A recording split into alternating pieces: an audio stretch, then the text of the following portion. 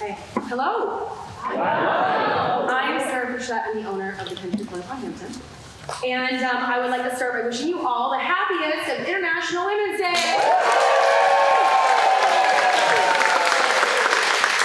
If you've been here before, welcome. If you have been here before, welcome back. We would like to welcome you back forever and ever. So to make that possible, please take some time to follow the steps found on your green insert. Follow the Country Club on Hampton. Both accounts, tag us in your selfies, please take lots. Remind your friends that they are worth parties here in this beautiful place and adopt an event. Community spaces can't continue without steady community support. We're so thankful you're in it with us. As for the Vagina Monologues, the explicit stated purpose of this performance from our first discussion to our final rehearsal has been the empowerment of women. Oh my God. Are you awake? Empowerment! There we go. Empowerment. Now you can hear me. There we go. Up mic. Down. There we go. Gavin's so good. He says, turn on the mic. I say, oh yeah. Oh yeah. Okay. So I'm going to start again from that one. As for the Vagina Monologues, the explicit stated purpose of this performance from our first discussion to our final rehearsal has been the empowerment of women. Yeah, look at that. I don't know if you're lucky enough to know Nikki, the brains and driving force behind the entire show. But she's this incredible woman who is on a journey of showing up in the world in new and wonderful ways. And the thing about Nikki is that she invites the world to join her. So Nikki empowered every woman you see on our stage to take a risk. In turn, we were able to empower each other at every rehearsal, both at home in our living rooms and all together on the stage. And now, because of her beautiful spark, we are here to empower you. Our goal is that when you leave this theater, you will dream about the part you'll play in next year's performance. Before we begin, some notes on the play. This play is an authentic representation of the lived experiences of real women. And we all know the lived experiences of real women can be, at times, tragic. In your program, you'll find an air horn symbol next to the pieces that deal with sexual assault. No one will question you if you need to step into the lobby for those performances. And now, we invite you to be the most supportive audience of all time. Laugh loudly, clap louder, celebrate these women the loudest. It's a competition. Without further ado, the Country Club on Hampton proudly presents Eve Ensler's The Vagina Monologues.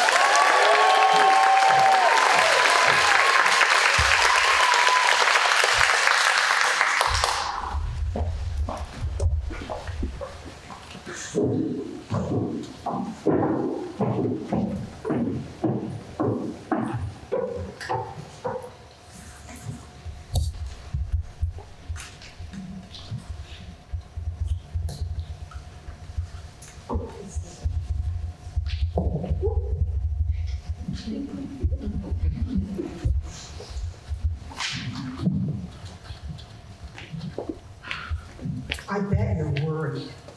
We were worried. We were worried about vaginas. We were worried what we think about vaginas. We were even more worried that we don't think about them. We were worried about our own vaginas. They needed a context, a community of vaginas.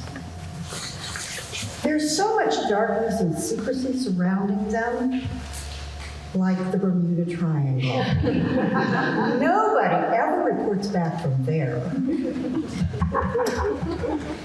In the first place, it's not so easy to find your vagina.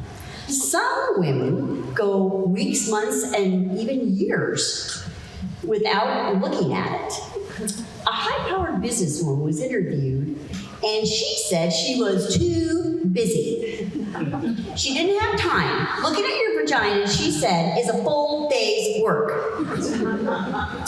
You have to get down there on your back in front of a mirror, preferably a full-length one. And you've got to get in the right perfect position with your, perfect lighting, and then the shadow somehow from the mirror, and the angle you're at. You just get all twisted up. And you're arching your head up. You're killing your back. And you're exhausted then. She said, I didn't have time for that. She is too busy. So there were vagina interviews, which became Vagina Monologues. Over 200 women were interviewed.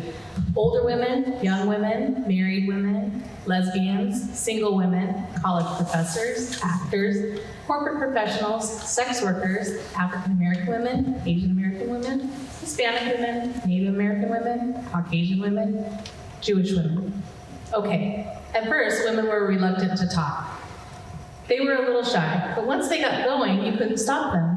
Women secretly love to talk about their vaginas. They get very excited, mainly because no one's ever asked them before. So let's start with the word vagina. It sounds like an infection at best. Maybe a medical instrument. Hurry, nurse, bring me the vagina. Vagina, vagina.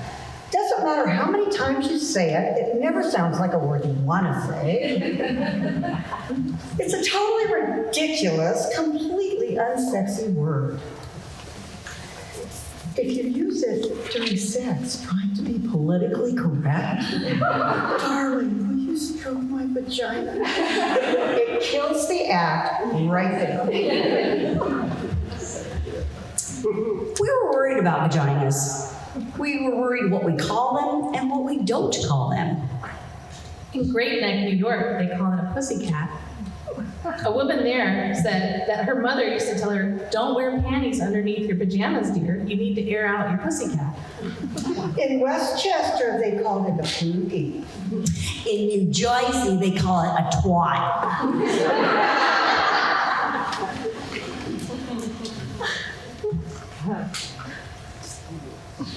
There's a powder box, a poochie, a poopy, a peepee, a poopaloo, a punani, a pal, and a peachy.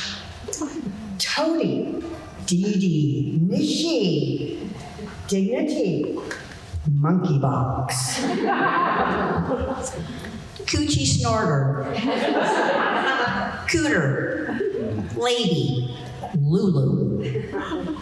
Gladys Siegelman. VA, Wee-wee, Horse spot, Nappy dugout. Mongo. Mookie. A pajama. A fanny poo. A mushmallow. The JJ. A ghoulie, possible, tamale, totita, Connie. A Mimi in Miami. A split Ganesh in Philadelphia. A schmendy in the Bronx. We're worried about vaginas.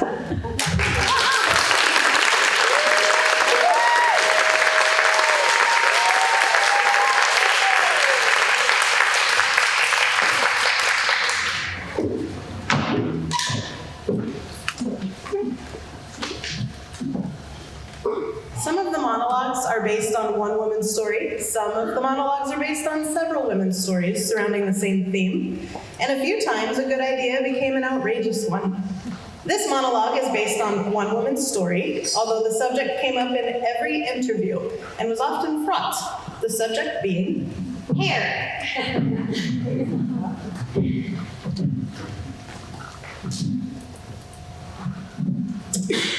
You cannot love a vagina unless you love hair. Many people do not love hair.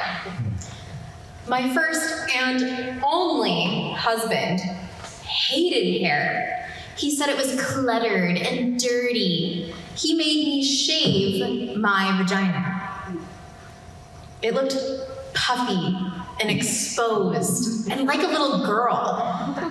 This excited him. When he made love to me, my vagina felt the way a beard must feel. It felt good to rub it and painful. like scratching a mosquito bite. It felt like it was on fire. There were screaming red bumps. I refused to shave it again.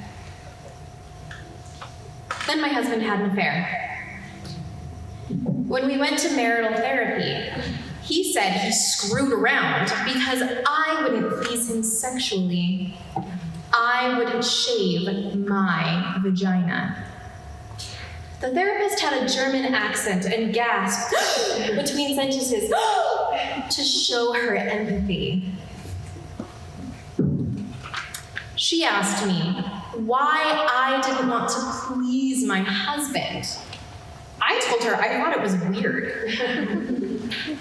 I felt little when my hair was gone down there, and I couldn't help talking in a baby voice, and the skin got irritated, and even calamine lotion wouldn't help it. She told me marriage was a compromise. I asked her if shaving my vagina would stop him from screwing around. I asked her if she had many cases like this before. She said that questions diluted the process. I needed to jump in. She was sure it was a good beginning. This time, when we got home, he got to shave my vagina. It was a therapy bonus prize. He clipped it a few times, and there was blood in the bathtub. He didn't even notice it, because he was so happy to be shaving me. Then later, when my husband was pressing against me, I could feel his spiky sharpness sticking into me, my naked, puffy vagina. There was no protection. There was no fluff. I realized then that hair is there for a reason. It's the leaf around the flower, the lawn around the house. You can't pick the parts you want. You have to love hair in order to love the vagina. And besides, my husband never stopped screwing around.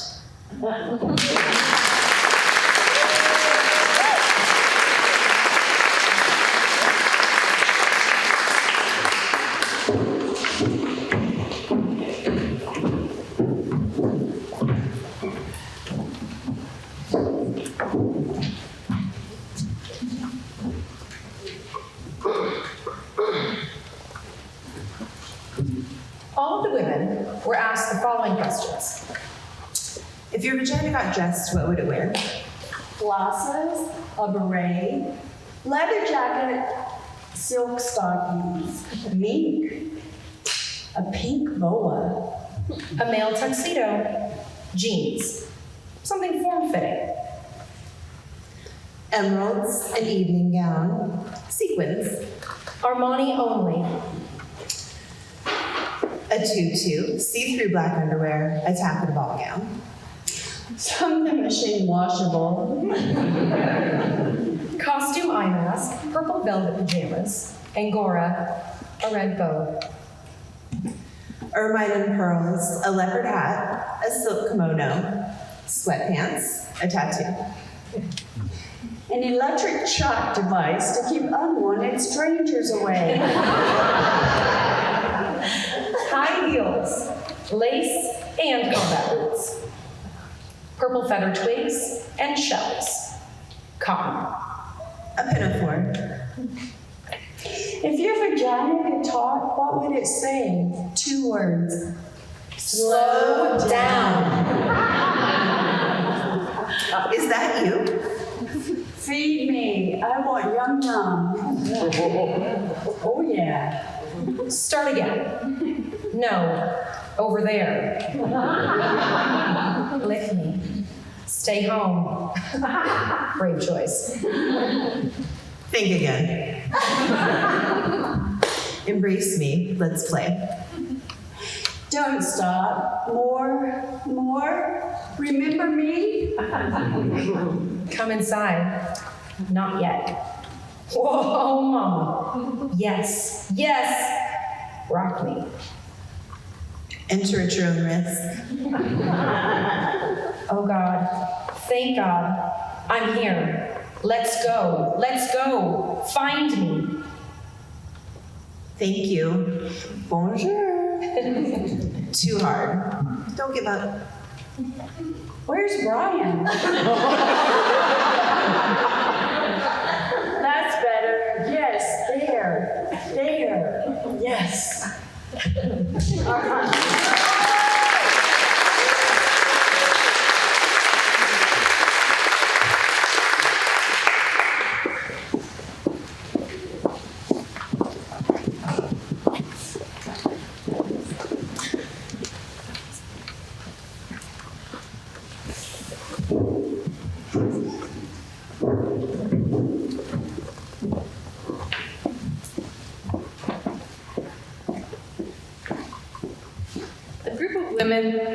A group of women the ages of 65 and 75 was interviewed.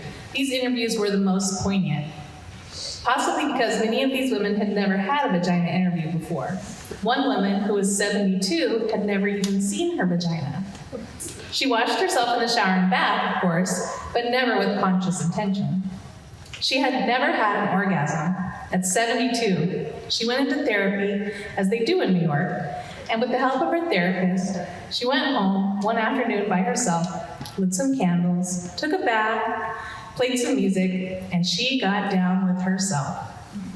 She said it took her over an hour because she was arthritic.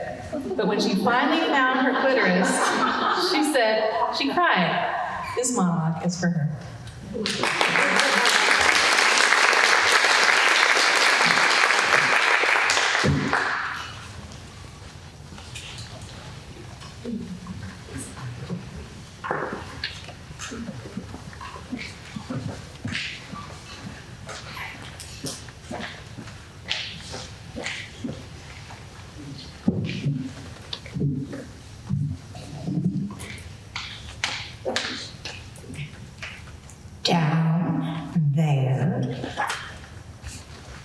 Down there, I haven't been down there since 1953. No, it didn't have anything to do with Eisenhower. It's a cellar down there. It's very clammy and damp and lots of mildew. It stinks and it gets in your clothes. Trust me, you don't want to go down there. No, there was no accident down there. There was no fire or bomb or anything.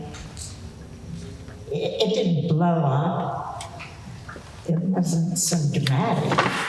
Well, never mind. I can't talk about this. I can't talk about the down theres.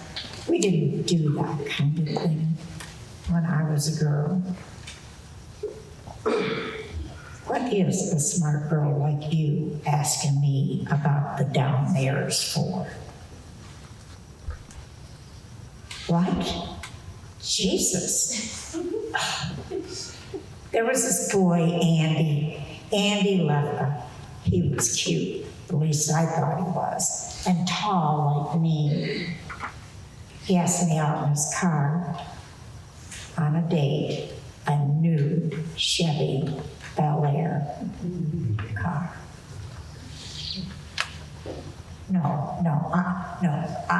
I can't talk about this. I told you, it's a cellar.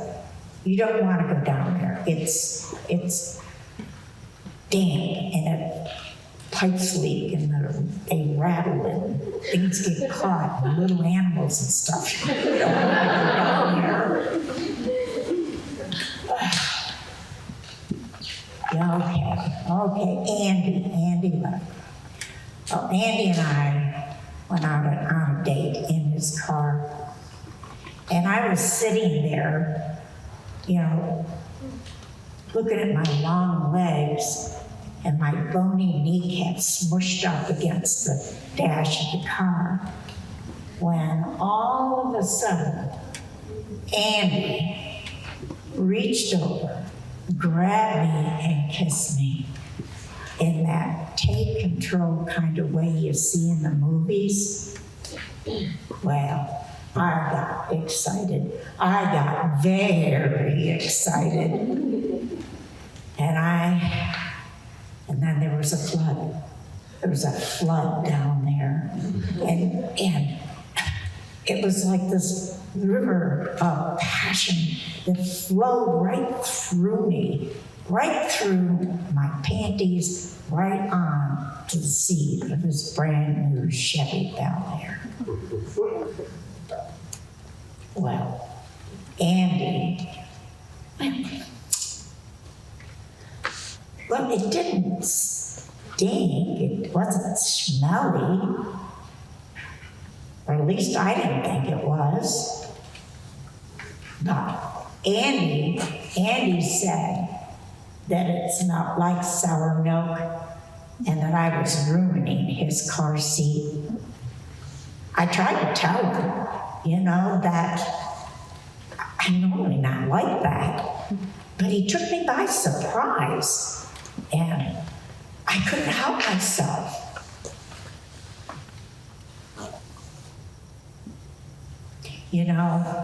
Andy never said another word to me, not one word.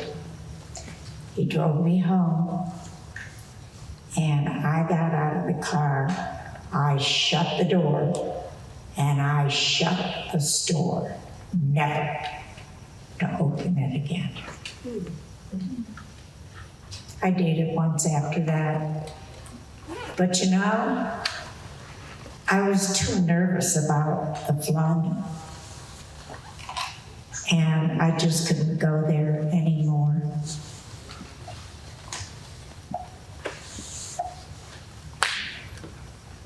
I'd had these dopey dreams, though. I mean, they were strange, dopey dreams. Why? Burt Reynolds. I don't know why Burt Reynolds, he never did a thing for me in real life, but in my dreams it was Burt and I.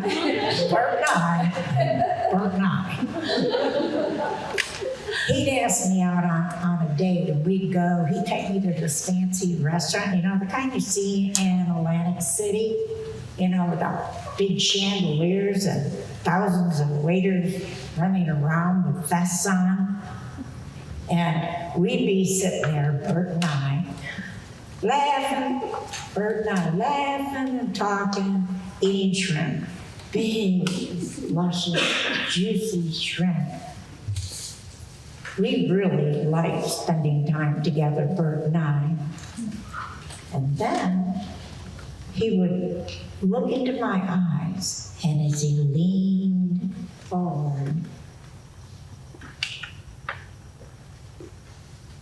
the whole restaurant began to shake. And pigeons flew out from under the tables.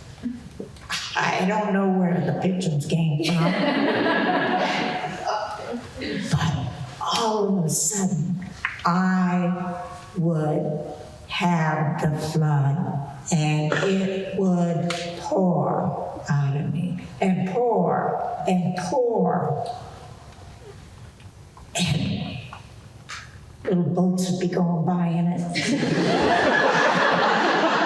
And fish were swimming.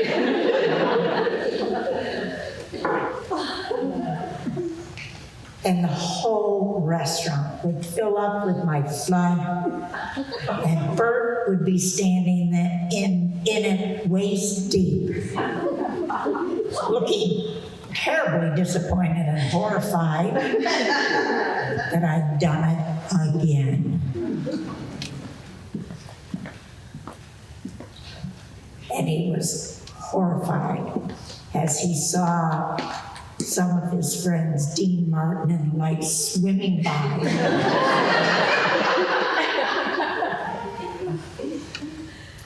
I don't have those dreams anymore. Not since they took out my uterus, my tubes, everything associated with down there. My doctor, he thought he was a comedian. He said, you know, if you don't use it, you'll lose it. Found out it was cancer, and they had to take everything from down there. You know, it's highly overrated anyway. Who needs it? I got other things anyway that I like to do. I love the dog shows, and I sell antiques.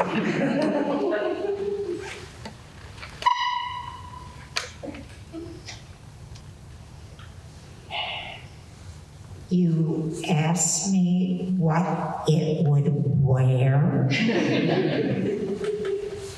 It would wear a sign saying, closed due to flooding.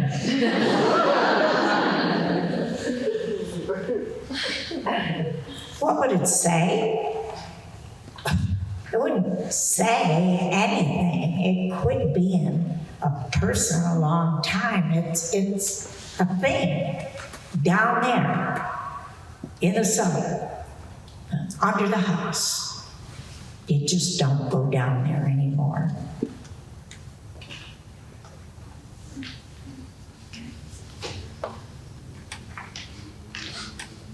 You happy now? Are you happy? You got an old lady to talk about the down there's. You know, you are the very first person I have ever discussed this with before. And you know, I think I feel better.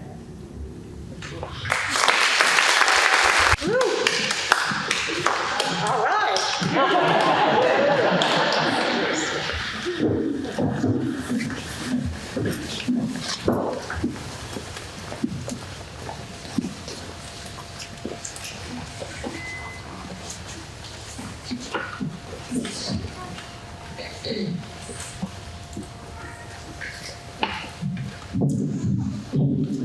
My vagina is a shell, a round, pink, tender shell, opening and closing, closing and opening. My vagina is a flower, an eccentric tulip, the center acute and deep, the scent delicate, the petals gentle but sturdy. I did not always know this. I learned this in the Vagina Workshop. I learned this from the woman who runs the Vagina Workshop, a woman who believes in vaginas. She really sees vaginas. She helps other women see their own vaginas by seeing other women's vaginas. In the first session, the woman who runs the Vagina Workshop asked us to draw a picture of our own unique, beautiful, fabulous vagina. That's what she called it. She wanted to know what our own unique, beautiful, fabulous vagina looked like to us. One woman who was pregnant drew a big red mouth screaming with coins spilling out. Another very skinny woman drew a large serving dish with a sort of Devonshire pattern on it. I drew a huge black dot with little squiggly lines around it. The black dot was equal to a black hole in space, and the squiggly lines were meant to be people or things or just your basic atoms that got lost there. I'd always thought of my vagina as an anatomical vacuum randomly sucking up objects and particles from the surrounding environment. I did not think of my vagina in practical or biological terms. I did not, for example, see it as something attached to me. In the workshop, we were asked to look at our vaginas with hand mirrors.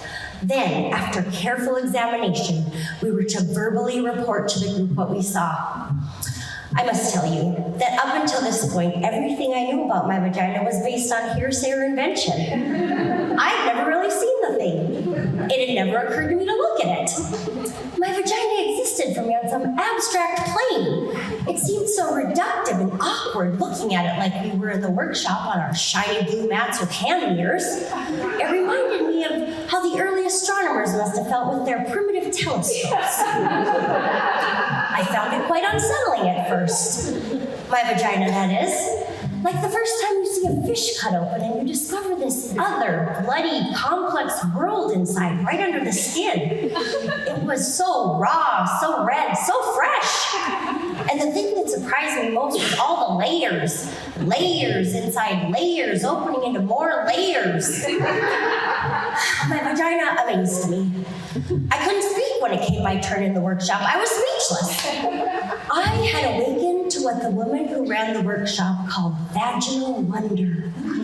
I just wanted to lay there on my mat, my legs spread, examining my vagina forever. It was better than the Grand Canyon. Ancient and full of grace. It had the innocence and freshness of a proper English garden. It was funny, very funny. It made me laugh. I could hide and seek, open close. Then the woman who ran the workshop asked how many women in the workshop had had orgasms. 2 women tentatively raised their hands. I didn't raise my hand, but I've had orgasms. I didn't raise my hand because they were accidental orgasms. They happened to me. They happened in my dreams, and I would awake in splendor. They happened a lot in water, mostly in the bath, once in Cape Cod. They happened on horses, on bicycles, sometimes on the treadmill at the gym. I didn't raise my hand because although I'd had orgasms, I didn't know how to make one happen. I thought it was a mystical, magical thing. I didn't want to interfere. It felt wrong getting involved. Contrived, manipulative. It felt Hollywood. The surprise would be gone and the mystery. The problem, of course, was that the surprise had been gone for 2 years. I hadn't had a magical, accidental orgasm in a long time, and I was frantic. That's why I was in the workshop. Then the moment came that I both dreaded and longed for. The woman who ran the workshop asked us to take out our hand mirrors again and see if we could locate our clitoris. There we were, on our backs, on our mats, searching for our spots, our lotus, our reason. And I don't know why, but I started crying. Maybe it was sheer embarrassment. Maybe it was knowing that I'd have to give up the fantasy, the enormous life-consuming fantasy that someone or something was coming to do this for me. I could feel the panic coming, the simultaneous terror and realization that I had avoided finding my clitoris. I had rationalized it as mainstream, consumerist, because I was, in fact, terrified that I did not have a clitoris. Terrified that I was one of those constitutionally incapables, one of those frigid, dead, shut down, bitter, dry, apricot tasting. Oh my God. I lay there on my mat, looking with my mirror, reaching with my fingers, and all I could think about was the time I was 10 and I lost my gold ring with the emeralds in a lake. I kept diving over and over to the bottom of the lake, running my hands over fish and stones and bottle caps and slimy stuff, but never my ring. The panic I felt, I knew I'd be punished. The woman who ran the workshop saw my insane scrambling, sweating and heavy breathing. She came over. I told her, it's gone, I've lost my clitoris, I shouldn't have ordered swimming. She laughed, she calmly stroked my forehead. She told me my clitoris was actually not something I could lose. It was me, she said, the essence of me. It was both the doorbell to the house and the house itself. I didn't have to find my clitoris, I had to be it. Be it. Be my clitoris. Be my clitoris. I closed my eyes. I lay back on my mat and put the mirror down. I watched myself floating above myself. I watched as I slowly began to approach myself and re-enter. I felt like an astronaut re-entering the surface of the earth. It was very quiet, this re-entry, quiet and gentle. I bounced and landed and bounced, and then I came into my blood and cells, and then I slid into my vagina. It was suddenly easy and I fit. I was all warm and pulsing and young and ready and alive.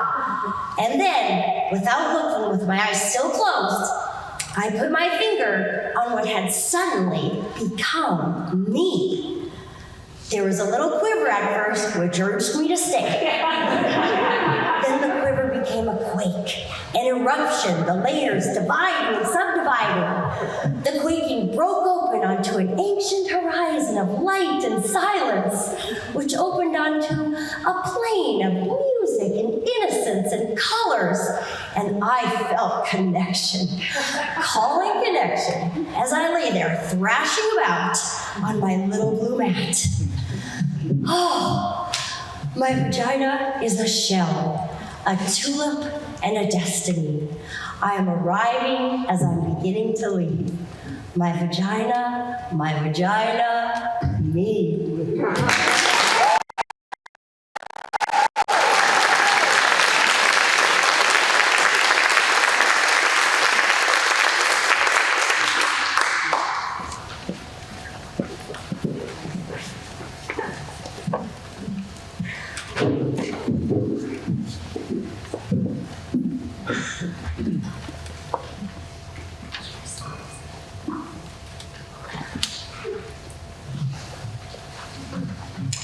Here is a happy vagina fact.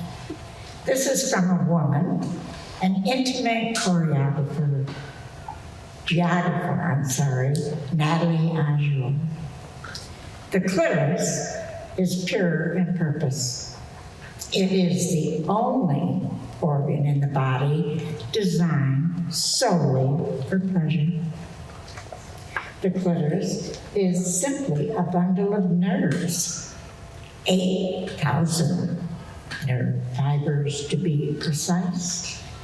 That's a higher concentration of nerve fibers than is found anywhere else in the female body, including the fingertips, the lips, or the tongue.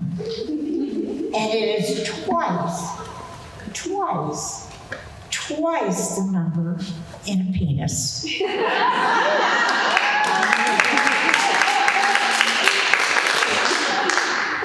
Who needs a handgun when you've got a submarine?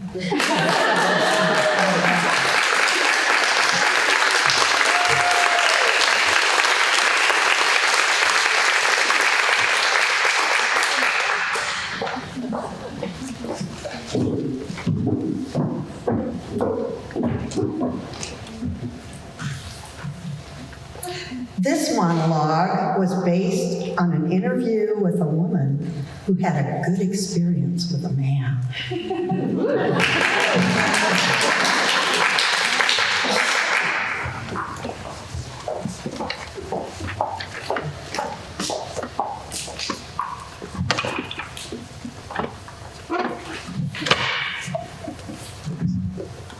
Because he liked to look at it.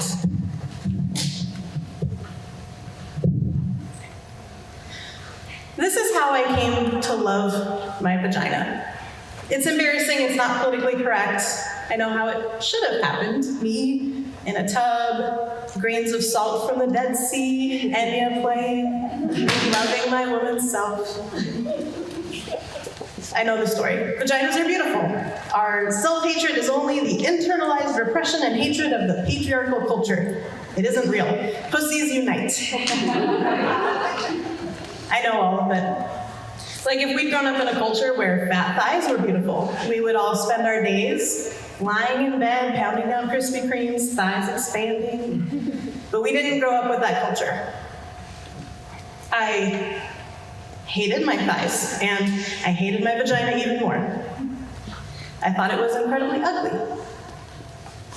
I was one of those women who had looked at it and from that point on wished I hadn't.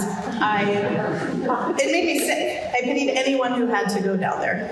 So in order to survive, I began to pretend there was something else between my legs.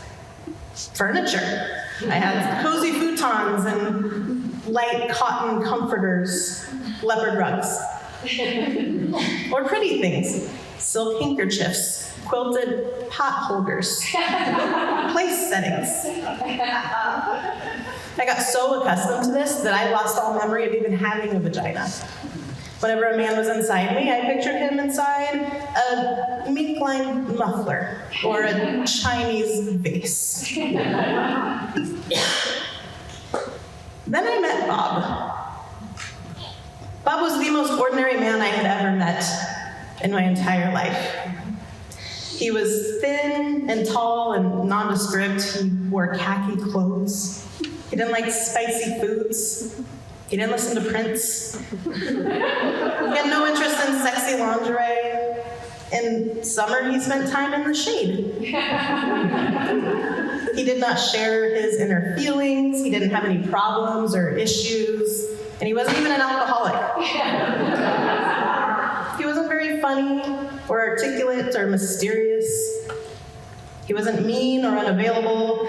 He wasn't self-involved or charismatic. He didn't drive fast. I didn't particularly like Bob. I would have missed him altogether if he hadn't picked up my change that I dropped on the deli floor. But when he handed me back my quarters and pennies and our hands accidentally touched, something happened. I went to bed with Bob. And that is where the miracle occurred. Turned out Bob loved vaginas. He was a connoisseur. He loved the way they tasted, he loved the way they smelled, the way they felt, but most importantly, Bob loved the way they looked. First time we had sex, he told me he had to see me. Right here, I said. No, you, he said. I have to see you. Turn on the light then, thinking he was some weirdo that was afraid of the dark or something. He turned on the light. Then he said, okay, I'm ready. I'm ready to see you. I'm right here. Then he began to undress me. Whoa, Bob, right, what are you doing? What are you doing, Bob? I need to see you, he said. No need, I said, just do it. I need to see what you look like, he said. But you've seen a red leather couch before. Bob continued. He would not stop. I wanted to throw up and die. This is awfully intimate, I said. Can't you just do it? No, he said, it's who you are. I need to look. So I held my breath. He looked. And he looked. And then he got all breathy, and his face changed. And he didn't look like an ordinary man anymore. He looked like a hungry beast. You are so beautiful, he said. You're elegant and deep and innocent and wild. You saw that there? I asked. It was like he read my palm. I saw that, he said, and more, much, much more. He stayed looking for almost an hour, as if he was studying a map, or gazing at the moon, or looking into my eyes. But it was my vagina. In the light, I watched him looking at me, and he was so genuinely excited, and peaceful, and euphoric. I began to get wet and turned on. I began to see myself the way he saw me. I began to feel beautiful and delicious, like a great painting or a beautiful waterfall. Bob wasn't afraid. He wasn't grossed out. I began to swell. I began to feel proud. I began to love my vagina. And Bob lost himself there. And I was with him in my vagina. And we were gone.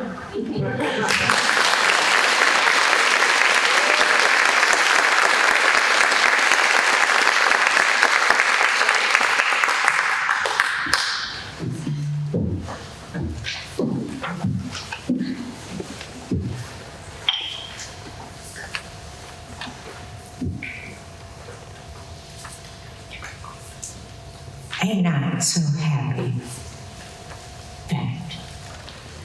This is a not so happy fact found in UNICEF 2005 report. female genital mutilation and cutting, a statistical exploration. Female genital mutilation has been inflicted on approximately 130 million women, young girls, in 28 countries. It is practiced mostly in Africa.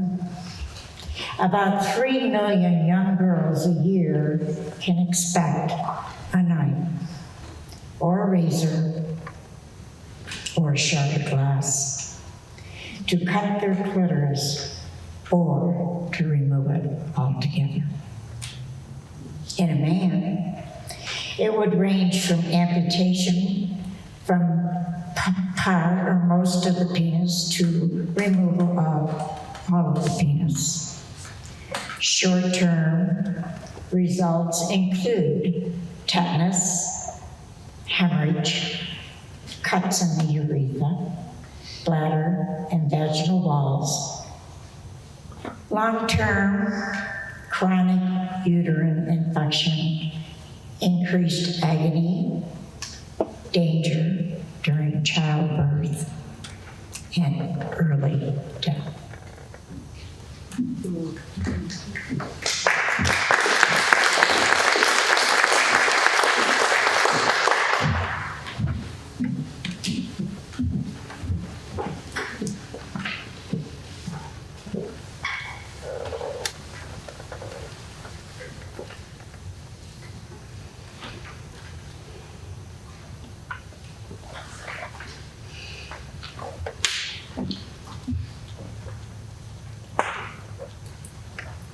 My vagina is angry.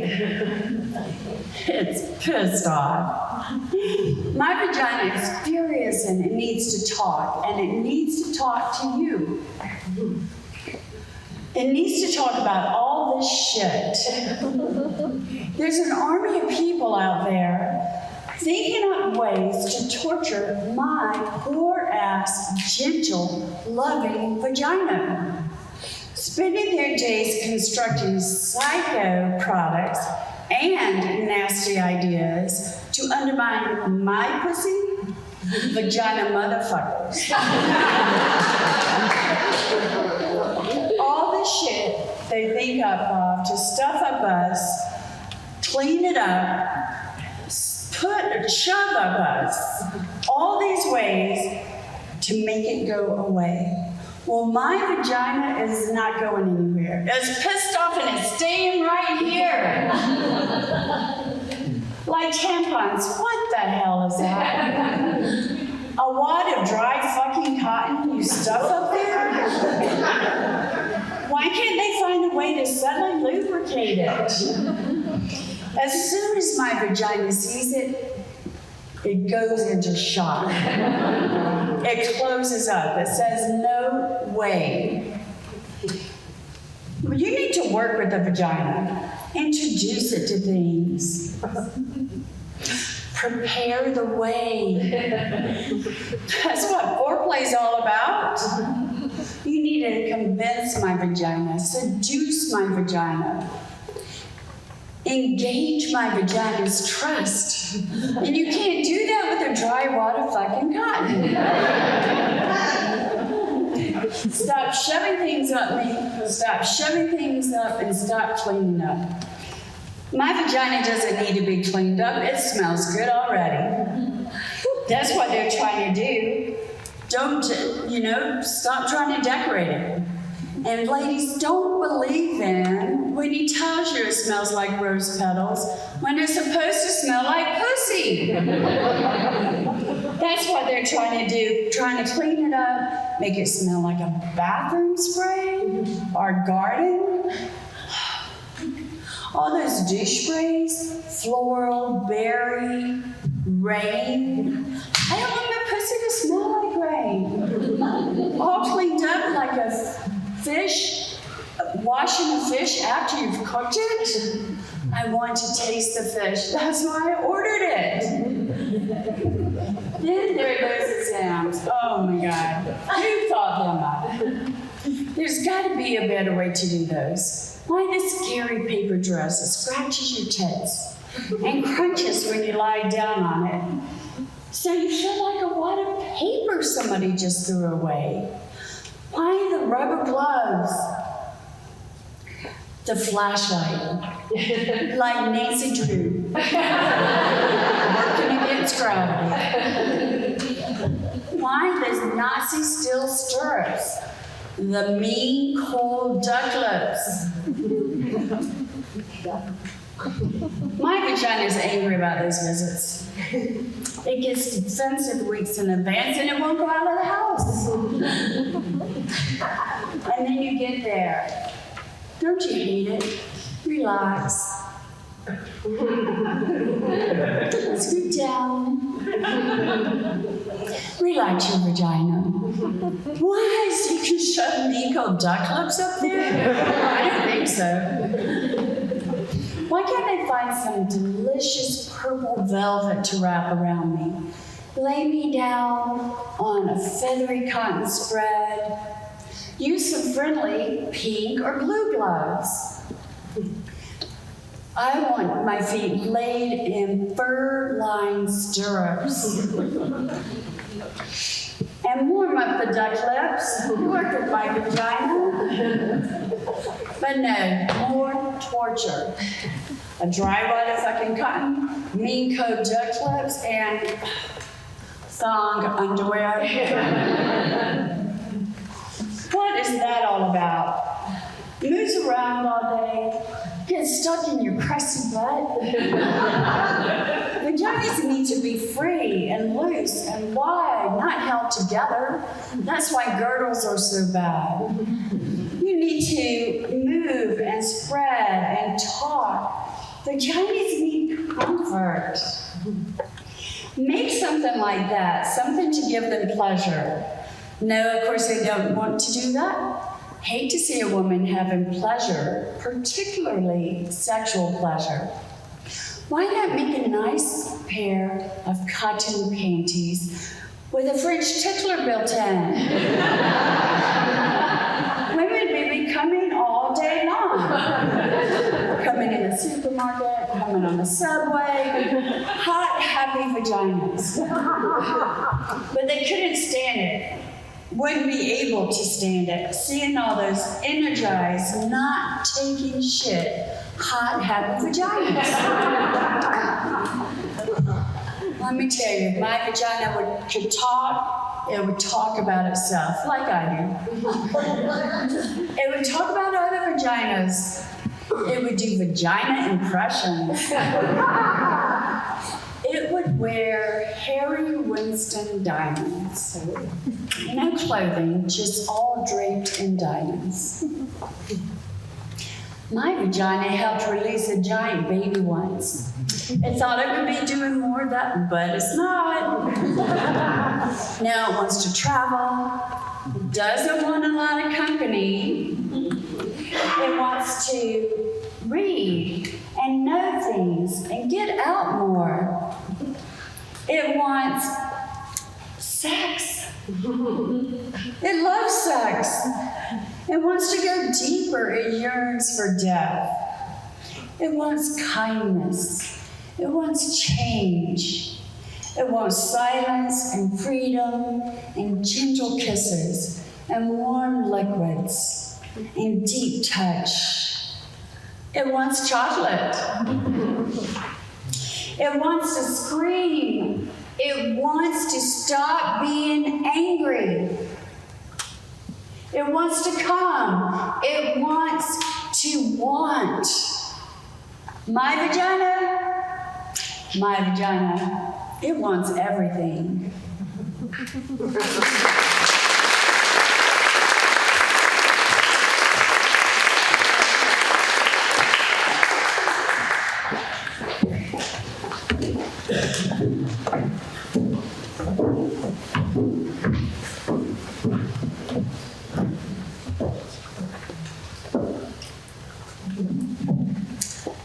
Bosnian women refugees refugees were interviewed during the war in Yugoslavia in refugee camps and centers.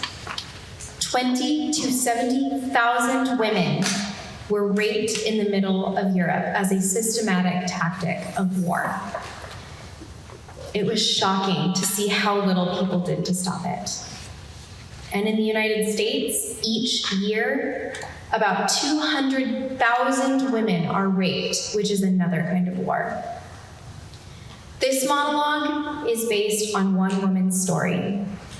We do it tonight for that woman and the extraordinary women of Bosnia and Kosovo.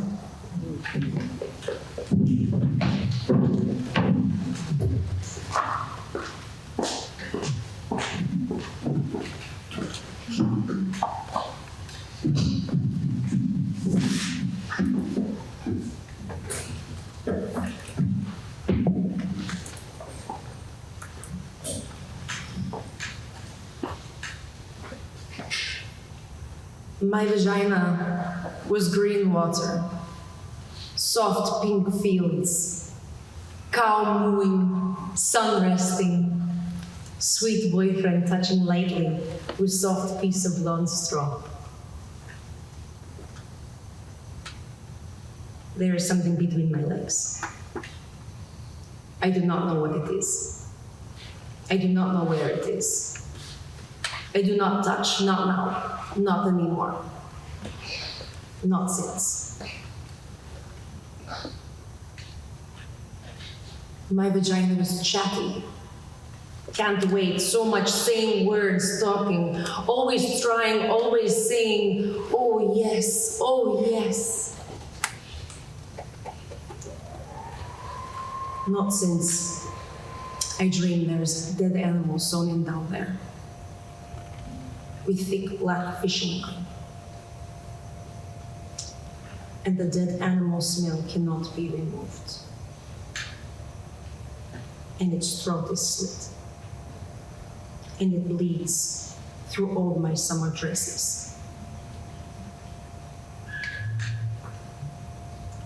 My vagina, singing old girl songs, all goat bell ringing songs, all wild autumn field songs, vagina songs, vagina home songs.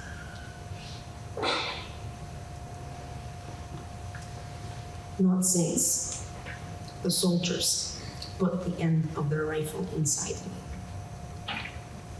So cold, the steel rod canceling my beating heart. Don't know if they're going to fire it or shove it through my spinning brain. 6 of them. Monstrous doctors in black masks, shoving bottles inside me. There were sticks in the end of the pool.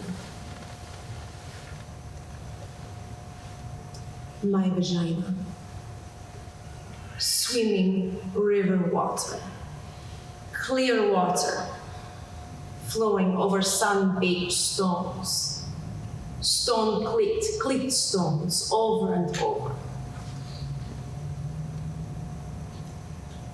Not since I heard my vagina tear and made lemon screeching sounds.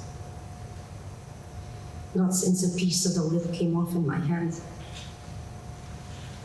Now one part of my lip is completely gone. My vagina. A live, wet water village. My vagina. My hometown. Not since they took turns for 7 days, smelling like feces and smoked meat. They left their dirty sperm inside me.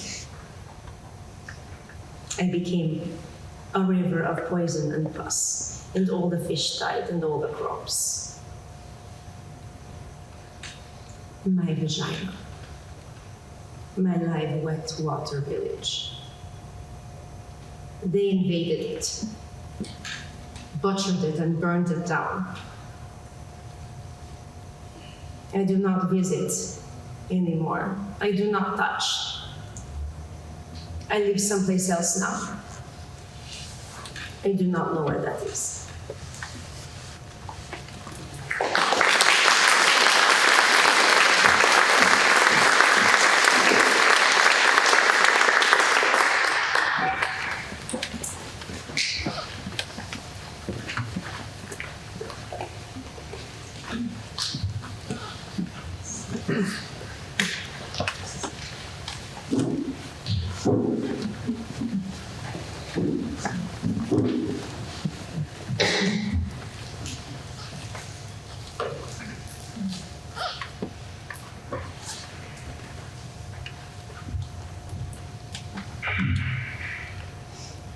In hundreds of interviews with homeless women over the course of 13 years, only one woman was not sexually abused as a little girl or raped as a young woman.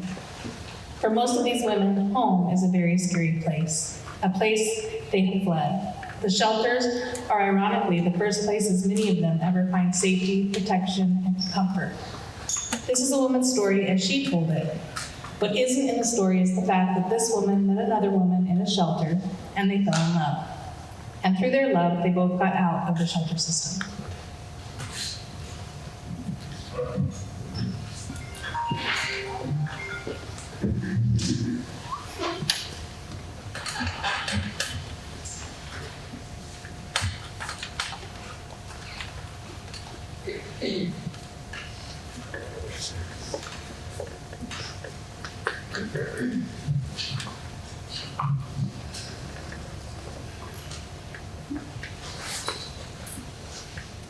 Memory, December 1965. I am 5 years old. My mama yells at me in a loud, scary, life-threatening voice to stop scratching my coochie snorcher. I am terrified that I have scratched it off down there.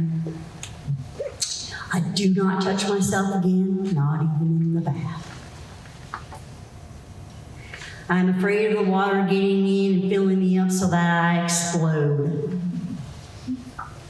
I put Band-Aids over my coochie hole to keep the water from coming in, but they fall off in the water. I imagine a stopper, a bathtub plug. Keeps things from entering me. I sleep with 3 pairs of Happy Heart patterned underwear underneath my snap-up pajamas. I still want to touch myself, but I don't.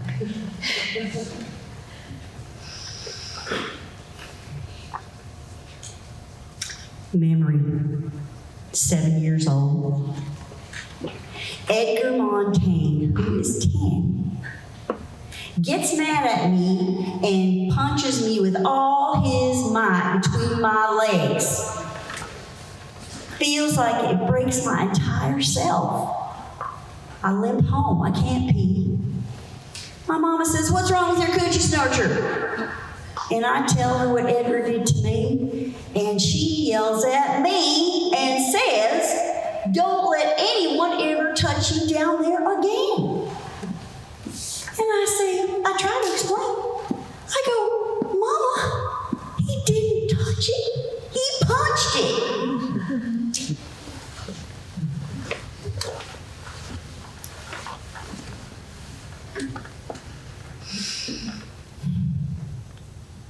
Memory, 9 years old. I'm playing on my bed, bouncing and falling, and impale my coochie snorcher on the bedpost. I hear high-pitched screaming noises that come straight from my coochie's mouth. I'm taken to the hospital where they sew it up down there from where it's been torn apart.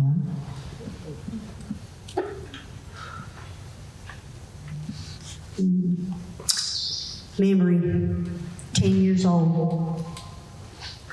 I'm at my father's house and he's having a party upstairs and they're all drinking. I'm playing alone in the basement trying on my new white cotton bra and panties that my father's girlfriend gave me. Suddenly my father's best friend, a big man named Alfred,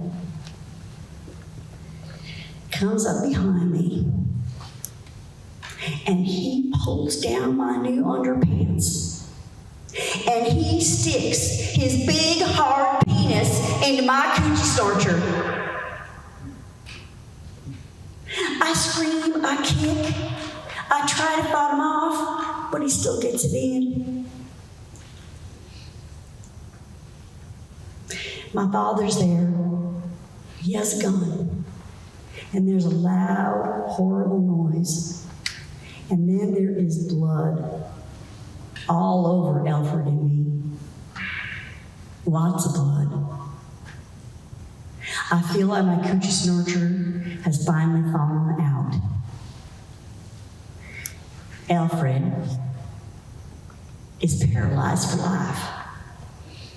And my mama doesn't let me see my father for 7 years.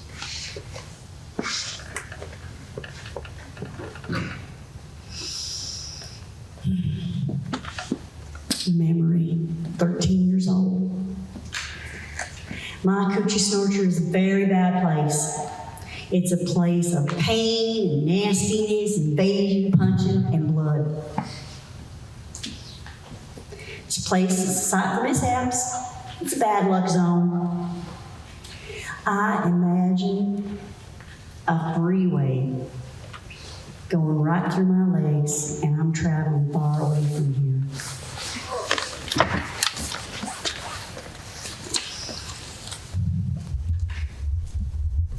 Memory, 16 years old. There's this gorgeous woman that lives in my neighborhood, and I can't help but stare at her all the time. One day, she asked me into her car, and she asked me, "Do you like to kiss boys?" And I say, "No, I do not like that." Then she says she wants to show me something. And she leans over and slowly kisses me on the lips with her lips. And then puts her tongue in my mouth. Wow. She asked my mom if I could spend the night. And my mama is delighted that such a beautiful, successful young woman has found such an interest in me. Well, I am scared, but I really can't wait. Her apartment's fantastic. She's got it all hooked up. It's the 70s. She's got she's got the mood lights and the beads and the fluffy pillows. It's the 70s, And I decided right then and there that I want to be a secretary just like her when I grow up. She makes the vodka for herself, and then she asks me what I want to drink. And I say, I'll have the same as she's drinking. And she says she doesn't think my mama would like me drinking vodka. And I say she probably wouldn't like me kissing girls either. And then the pretty lady makes me a drink. Then she changes into this chocolate satin teddy. She is so beautiful. I always thought bulldaggers were ugly. I say, "You look great." She says, "So do you." And I say, "But I'm just wearing this white cotton bra and underpants." And then she slowly changes me into another satin teddy. It's lavender, like the first soft days of spring.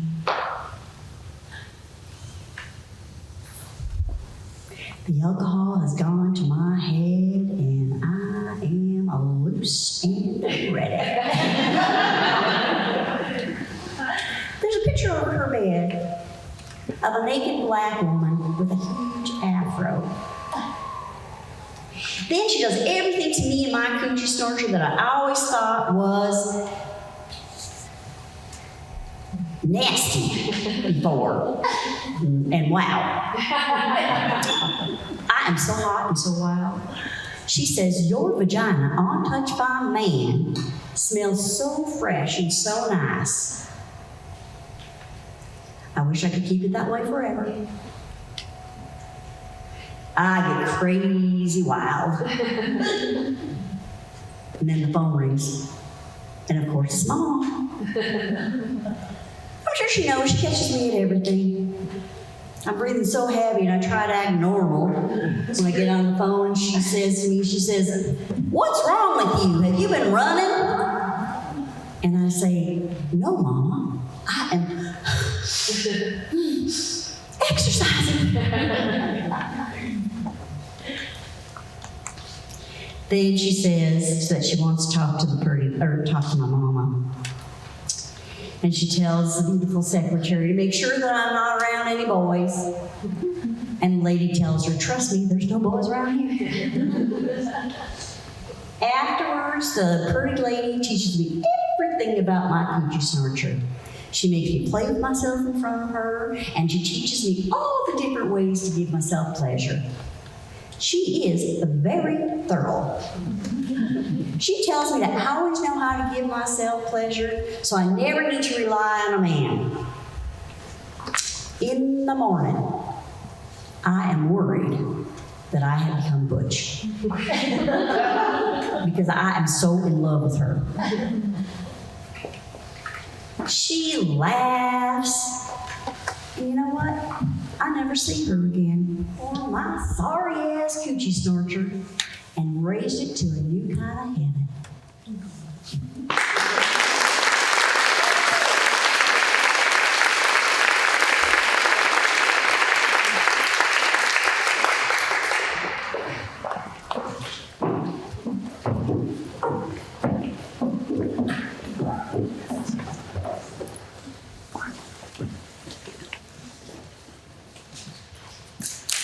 We've created a map of vagina-friendly cities.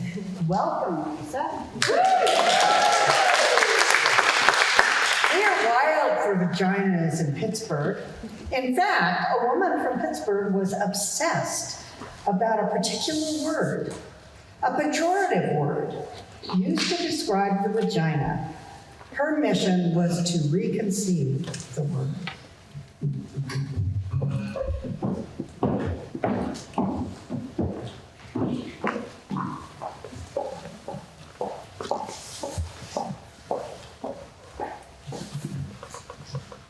I call it cunt. I've reclaimed it. Cunt. I really kind of like it. Cunt. I mean, just listen to it. Cunt. Cup. Cup. Cavern. Cackle. Clit. Cute. Come inside. Come closed. See. Then you. Then curvy, inviting, shark skin you. Uniform, under, up, urge, and then N, and then cun. Nest, now, nexus, nice. Oh, it's so snugly together, so perfect. Always depth, always warmth. It can be a wicked, jagged, electrical cun, or a really soft, warm cun. Cun. Then there's tea. Then there's sharp, tangy tea. Texture, take, tent, tight, tantalizing, tensing, taste, tendrils, time, tactile, tell me, cunt. Say it with me, say cunt. Yeah. Say it louder, cunt. Yeah. Say it softly, cunt.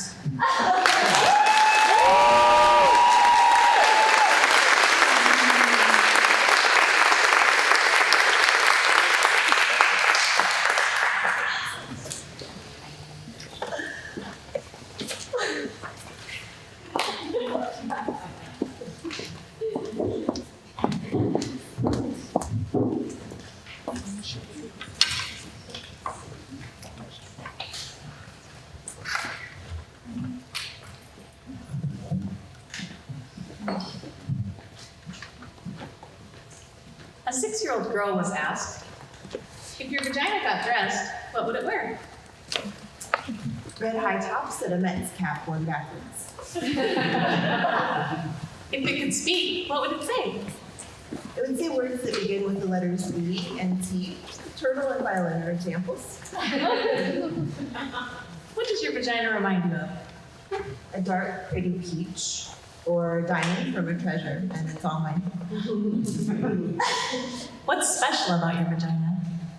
Somewhere deep inside, it's got a really, really smart brain. What does it smell like? A snowflake.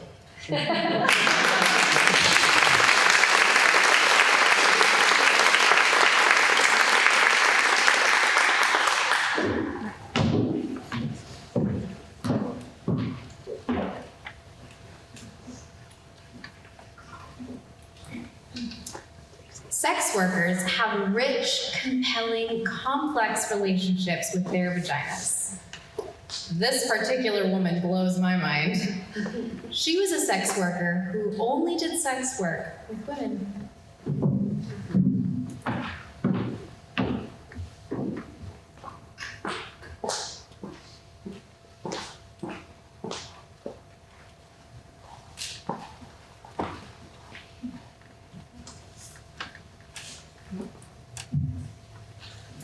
I love vaginas. I love women. I don't see them as being separate things. Women pay me to dominate them, excite them, make them come. I didn't start out this way. To the contrary, I used to be a lawyer. But in my late 30s, I became obsessed with making women happy. It started out as a mission of sorts, and then I became involved in it. I got very good at it, kind of brilliant. It was my art. I started getting paid for it, and I had found my calling. I wore outrageous outfits when I dominated women. Lace, silk, leather, and I used props. I loved props. Whips, rope, handcuffs, dildos. There was nothing like this in tax law. There was no excitement. There were no props. And I hated those blue corporate suits. Although I do wear them now from time to time in my new line of work. And I have to say, they serve quite nicely. There were no props in corporate law.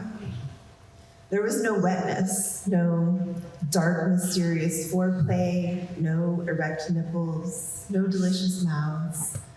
But mostly there was no moaning. Not the kind I'm talking about.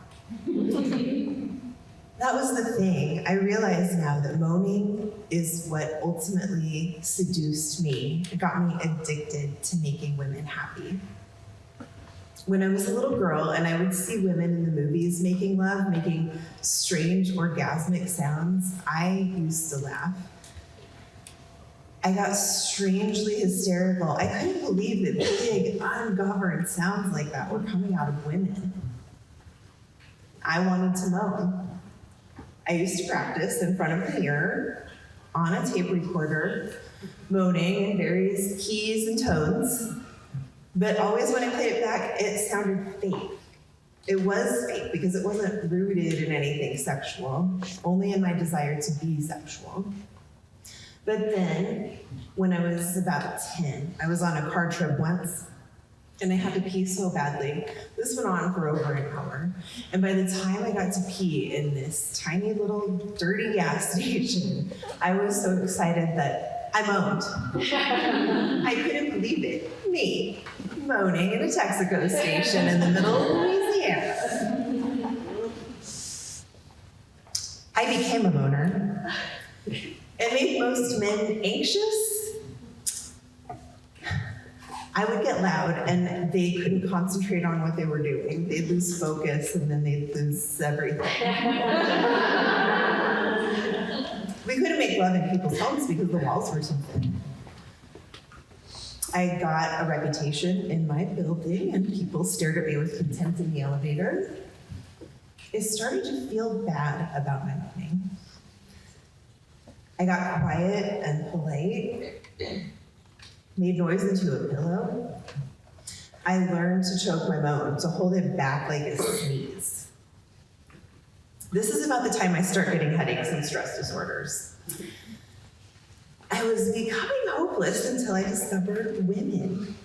I discovered that most women loved the sound of my moaning, but more importantly, I discovered how deeply excited I got when I was responsible for the sound of other women moaning. I made love to quiet women, and I found a place inside of them, and they shocked themselves in their moaning. I made love to moaners and found a deeper, more penetrating moan. It was a kind of surgery, a sort of delicate science, finding the exact right rhythm, the right place, the right tempo, the home of the moan. That's what I called it. Sometimes I found it over a woman's dreams. Sometimes I found it before things even really got started, just kind of right there in the kitchen while we're eating some salad, right there with my fingers, just like that. Sometimes I snuck up on it, quietly disarming the surrounding alarms and moving in. Sometimes I used props. I loved props. Sometimes I made the woman find her own moan in front of me. And I was not fooled by the minor, more obvious moans, no. I pushed her all the way into her power moan. There's the almost moan. The Grace Slick moan. The machine gun moan. And finally, the diva moan.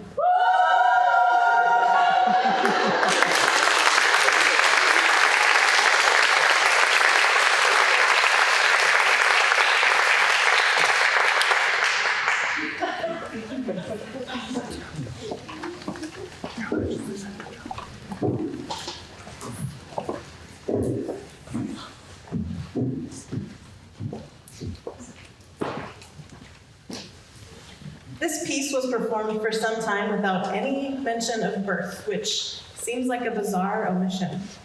But then again, a male journalist recently asked, what's the connection? Our author, Eve Ensler, was present for the birth of her granddaughter. She was in awe of vaginas before that moment. She's in deep worship now.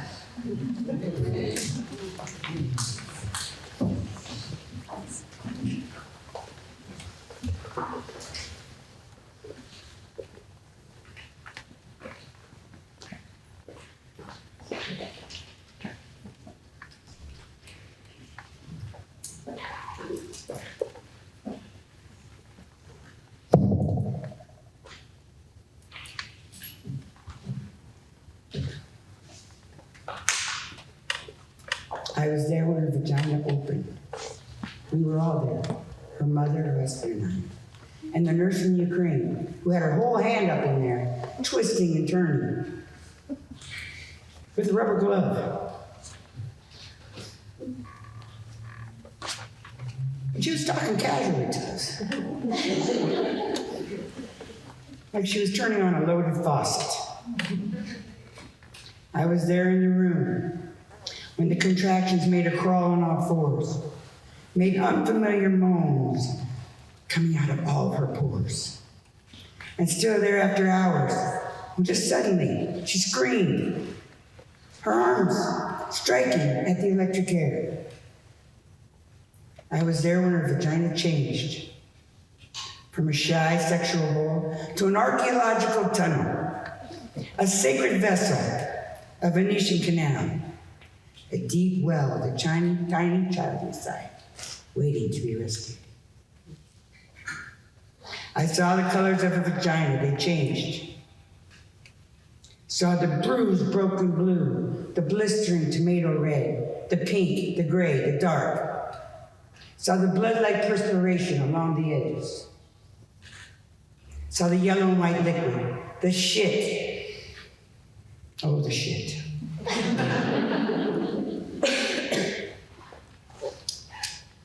Saw the clots pushing out of all of her holes, pushing harder and harder. Saw through the holes the baby's head, scratches of black hair. Saw it just there behind the bone. A hard round memory as the nurse of Ukraine kept turning and turning her slippery hand. I was there when each of us, her mother and I, took her leg and spread her wide, pushing with all her strength against her, pushing as her husband sternly counting 1, 2, 3, telling her to focus harder. We looked into her then. We could not get our eyes out of that place. We forgot the vagina, all of us. What else would explain the lack of awe, the lack of reverence?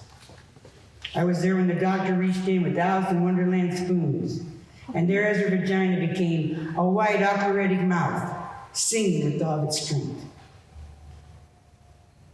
First a little hand, then the gray floppy arm,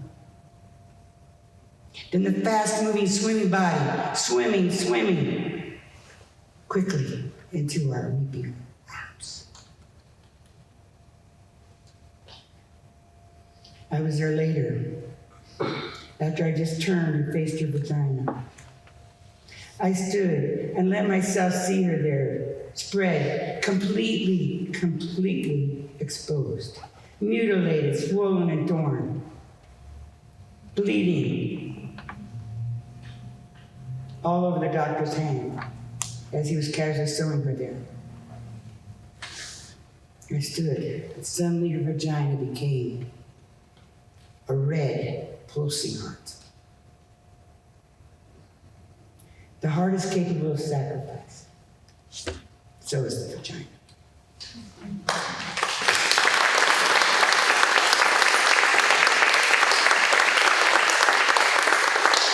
The heart is able to forgive. We're not leaving the part. The heart is able to forgive and repair. It can change its shape to let us in, and it can expand to let us out. So can the vagina. It can ache for us and stretch for us, and die for us, and bleed us into this difficult, wondrous world. I was there in the room. I remember.